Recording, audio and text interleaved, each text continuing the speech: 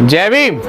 साथियों, हाल ही में आपने एक वीडियो देखा होगा जिस वीडियो के अंदर नरेंद्र भाई दामोदर दास मोदी जी भारत के संविधान के समक्ष नतमस्तक हो रहे हैं, यानी कि वो संविधान की पुस्तक के आगे मत्था टेक रहे हैं। इसका मतलब वो भारत के संविधान को बहुत मानते हैं और उस संविधान के अनुसार ही चलते हैं। तो इस मौके पर मैं मोदी जी से ये सवाल पूछना चाहता हूं, और मोदी जी नहीं, वो तीसरी बार भारत के प्रधानमंत्री बनने जा रहे हैं, तस्वीर साफ हो चुकी है।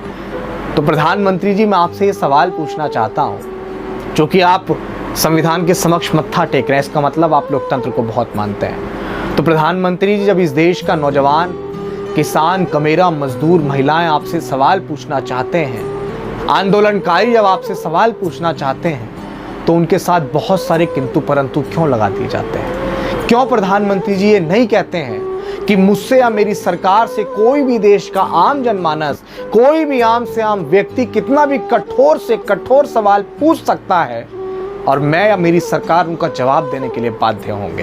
क्यों नहीं कहते प्रधानमंत्री जी? आखिर इस देश के बहुसंख्यक ने आपको चुना है, तीसरी बार उसने आप पर भरोसा दिखाया है। तो मैं इस सवाल के साथ आपसे ये भी कहना चाहता हूं कि प्रधानमंत्री जी, अगर भारत का संविधान देश में नहीं होता तो शायद आज भी आप किसी रेलवे स्टेशन पर ठेला लगाकर चाय बेच रहे होते और जैसे ही कोई ट्रेन आती तो टपली लेके उसके पीछे भाग रहे होते।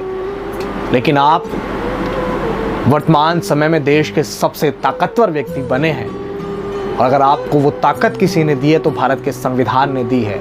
और मैं आपसे यही कहना चाहता हूं कि आप जब बहुत जल्द शपथ लेंगे तो प्रधानमंत्री जी, अपने मन में इस बात की भी शपथ लीजिएगा कि जिस संविधान की वजह से आपकी तकदीर बदली, जिस संविधान की वजह से आप देश के, इस मुल्क के सबसे ताकतवर व्यक्ति बने, वो कुर्सी आपने हथियाई लोकतंत्र की वजह से, तो उस लोकतंत्र को जिंदा रखने के लिए आप बेहतर से बेहतर काम करेंगे प्रधानमंत्री जी।